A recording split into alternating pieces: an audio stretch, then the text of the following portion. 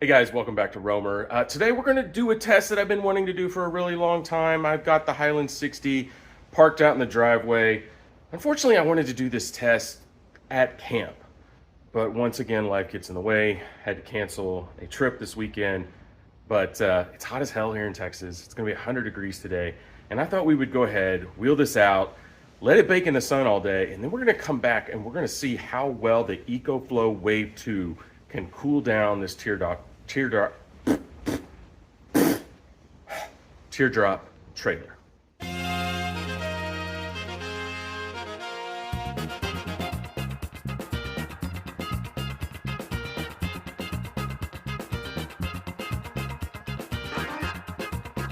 And here is the Ecoflow Wave 2 air conditioner. This is their 2nd gen unit. And that's what we'll be hooking up to the trailer through the window, see how well it actually cools down the trailer at night. Again, this isn't intended to cool down something like the trailer during the day, not in this kind of heat.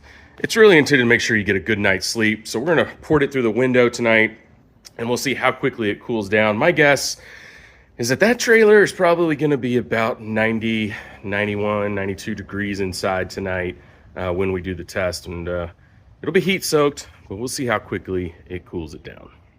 And just a reminder of what we've got here, we do have an air conditioning and heat pump unit. So right around 6,000 BTUs for the heat pump, 5,000 for the air conditioning. You've got your cold air outlet here. You have a return here, hot air exhaust, and then your fresh air inlet here on the back. You can get an extra battery for this. I don't have the extra battery, so we are powering it off of the outlet here in the garage today. And we'll talk a little bit about that later. Right now, it is actually cooling. So this little guy turns off at some point, and you got a nice little temperature reading. You've got your target temperature over there as well, and a couple of different things that we'll walk through later. It's a really nice unit. It's starting to blow some pretty decent cold air here just from firing it up. And we'll see, maybe if we set it on the max setting tonight, how fast it can actually cool down. Again, the Sasquatch Highland 60. All right, one thing you're gonna need if you're gonna do this the right way with your teardrop is you're gonna need to create a baffle for the window for your cold air output from your Ecoflow Wave, as well as your return air if you wanna get the most efficiency out of the unit. And Ecoflow actually ships with a little template or baffle. It might fit in some of your windows. This is for your cold air output from the Ecoflow, and this is for your return with the larger hose size. We're gonna need something custom, all right? I actually had something custom, and then I came out here to do the test and realized that somehow or another, somebody, a dog, whatever, had gotten a hold of it, torn it up, which is fine, because that means we're gonna start over and show you guys where this starts. All right, this is a Husky kneeling pad that you can get at Home Depot. It's about $15. It's high density foam. All right, pretty thick, and provides a decent amount of insulation for this application, and then has a water resistant and oil resistant cover on both sides, which is good for being outdoors as well. If it rains overnight or something like that, you get a little bit of protection. And what's nice about this is you can take your template from Ecoflow, you can cut out your own holes, and then you can make sure that this thing is cut to size for your teardrop window, and you get a much more effective solution. It's actually pretty stiff, but workable, right? So if you want to be able to push something into your window opening, make sure that it fits nice and snug, and you can do that by cutting a little channel around the sides that need to fit, like over a piece of glass or up against the plastic on the door. This is a really good solution. I'll show you what I mean.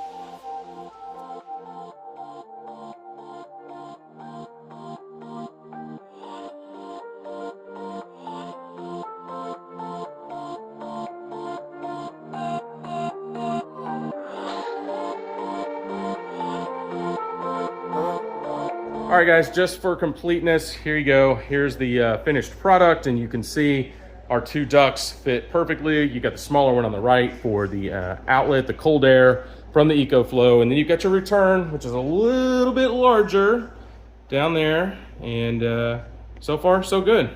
All right, I have a correction to make. So I told you that this hole right here was for the return air. And that's actually not a return air adapter plate and duct. That's actually for the fresh air to the outside. I've ordered an adapter plate for the return air that'll allow this thing to operate a little bit more efficiently. I had to do that off of eBay, but I went and cut this for both, but I still have this, and we can just pop it back in there for the test until our adapter plate arrives later. All right, I got my lovely assistant over here tonight. Casey just showed up, helped do this test. Appreciate you showing up on time too. Early. Rolling. Okay, it's finally time to actually test this thing out. The first thing we need to do is jump over to the other side and actually check how hot it is in the camper itself. Yeah. Because it's still 96, 97 degrees here. Even though the sun has set here in Texas, it's freaking hot. All right. So we do have a thermometer set up. You can see over there. Here, I'm gonna open the door. Okay. Check it out. Oh. All right. Indoor, It is 96 degrees in there. Yeah, that's not good. It's not, and certainly uncomfortable if you were trying to sleep at night. Now, one thing we would normally do at camp is we would run that max air fan on top of the camper, try to suck as much of that hot air out of the camper before we start to cool it down. Of course. But because we're here at home, and for you guys, and then the air conditioner is plugged in to AC power in the garage, we're gonna give it the hardest test possible. Okay. All right. All right. Max. All right. So we're going max. We've got it max, and we've got the temperature as low as we can get it, which is 60 degrees. And we will see how long it actually takes to cool. We're gonna try to get it down to, what do you think is reasonable? About 68 degrees. 68 degrees. How about 72? We'll see how long it takes to get to 72. Okay. All right. How anyone could possibly sleep in those temperatures, but whatever. Well, you're asking for a miracle, sir. So We'll see what happens. What? That's not where you have your thermostat at home set? You don't have it at 68? It is at 68, and I'm freezing my ass off. All right, so it's been rolling for a few minutes now after a minor technical issue. So let's talk about your setup, Brian, because I can't help but notice there's only one hose here. All right, but you've got two hoses. You talked about it earlier in the video. You had to order a piece from eBay to cover this and be able to run a return hose here. So what's the deal with that? Yeah, well, I mean, ideally, Ecoflow built this unit to be inside of a camper, right? Yeah. But there is no practical place inside that camper for it to sit. And then if you did that, you'd be porting hot air out, and you'd also be getting a fresh air return, which is on the back of the unit over there. And they do sell you a hose for both of those. So you get a hose and an adapter here for the hot air, which you can feel, and a hose back here for the fresh, for the outdoor air.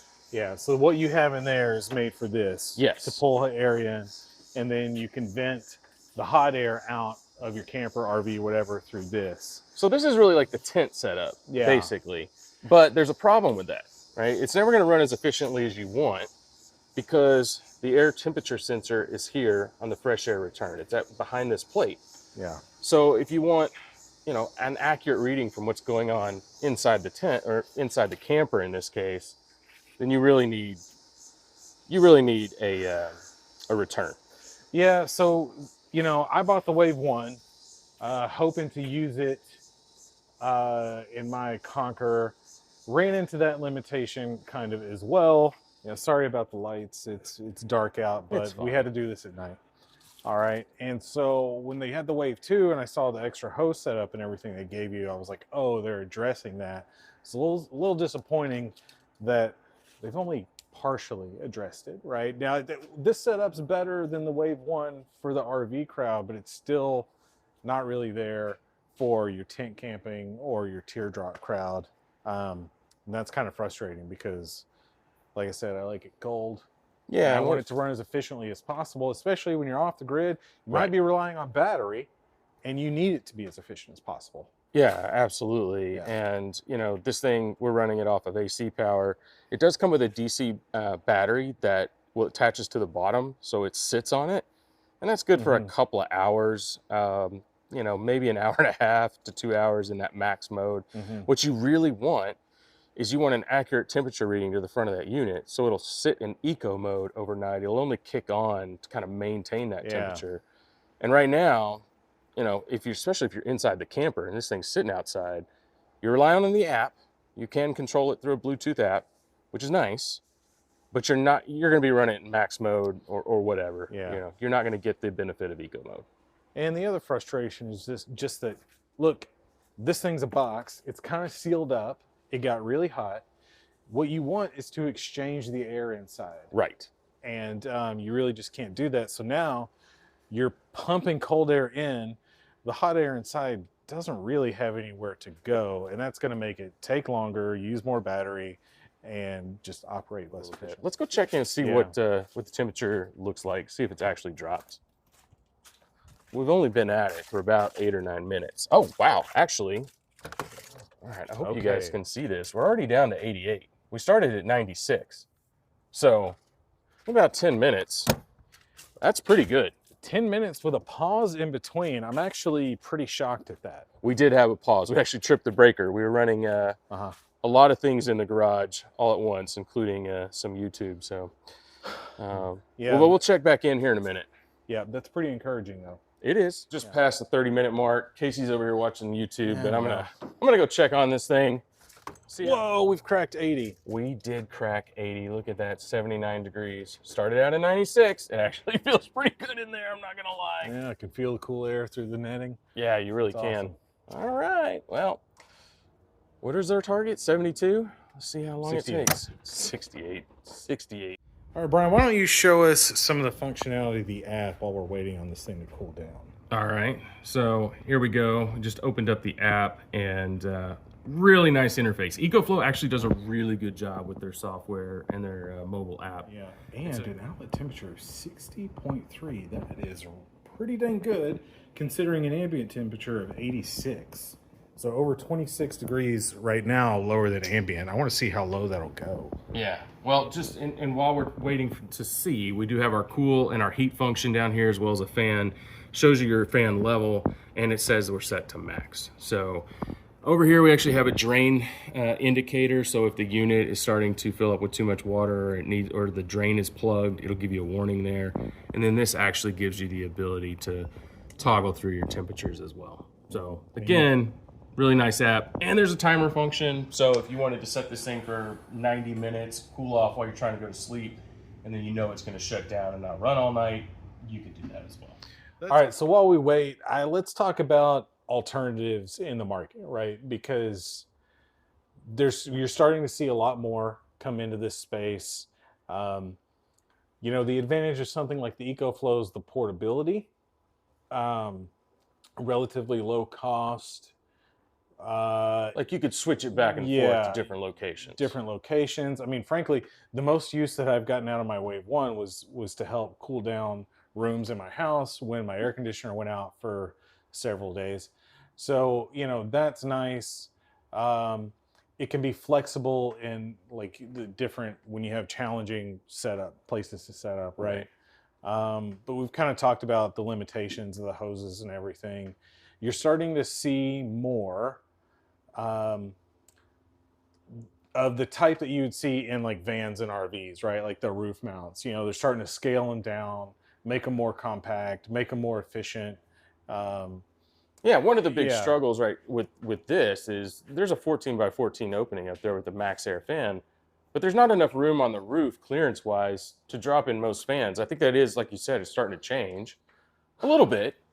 Yeah, they're making them more compact, and, you know, the camper manufacturers are starting to design around it, too. Yeah, absolutely. You know, and battery technology is getting better. I think that's been part of the challenge. Nobody wants to come into this space because nobody's got the power that an air conditioner requires, but that's starting to change. You know, battery technology is getting better. You're starting to see 48-volt systems and stuff become common in the overlanding space, and I think that's going to really help with air conditioning. So, you know, I've hesitated to go down the road of like really trying to install my Ecoflow into my camper. It's a permanent change. Yeah, kind of because of that. You know, I think if I'm going to go to that effort, I would really prefer one of those roof-mounted solutions, just because it seems to operate more efficiently, right? It's up high where it's pulling in the hot air, okay, and then cooling it off, pumping that in. You know, even when I mean, look at this.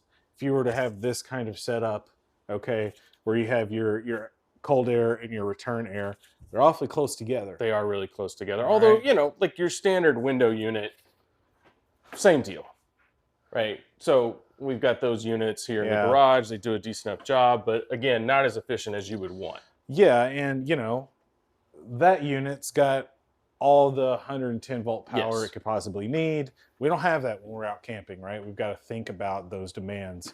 And so, you know, that's why something like this hasn't really worked for me. It's why the unit that's in my Conqueror, okay, it comes with an air conditioner that only runs on shore power. It's why that unit doesn't work very well, right? Because it's taking a unit that was designed for a hard-sided camper and trying to shoehorn it in somewhere it doesn't belong. Right.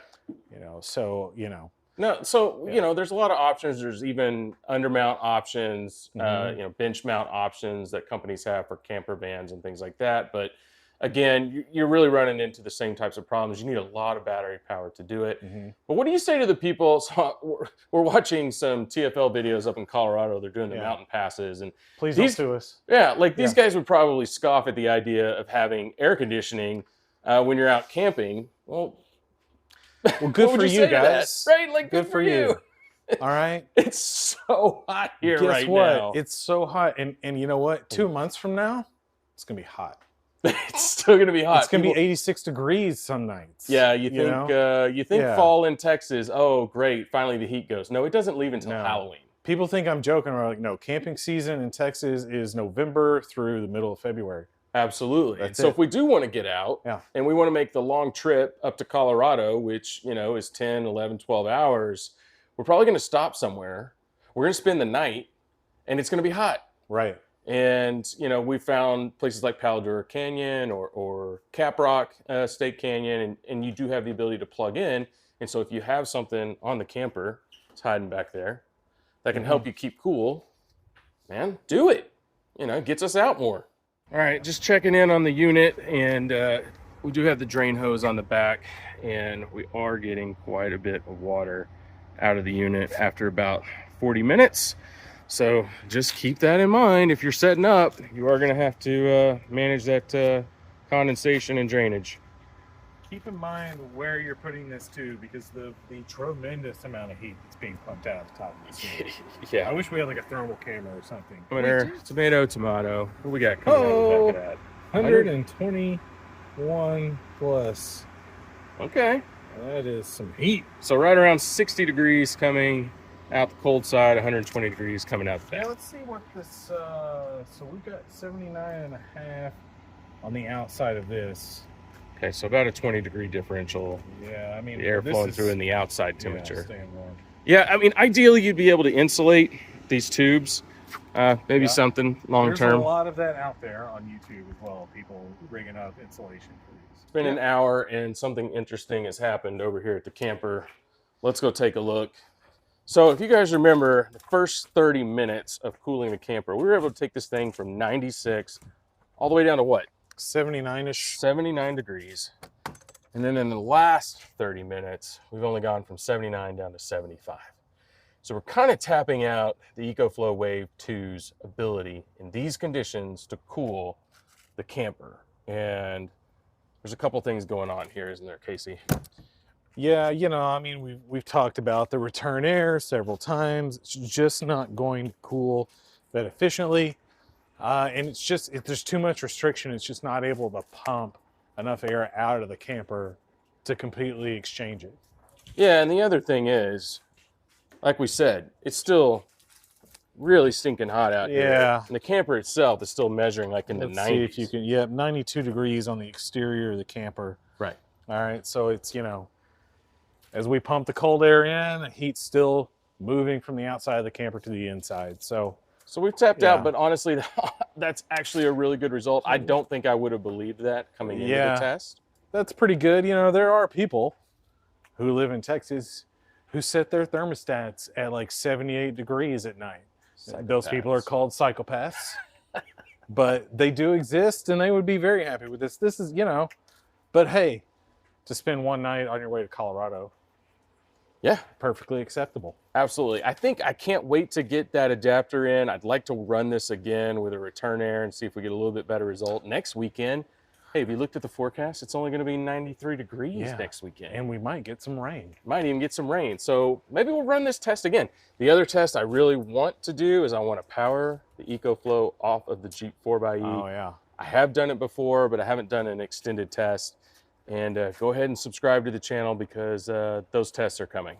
And we end this episode the only way we know how, with Casey's awkward wave.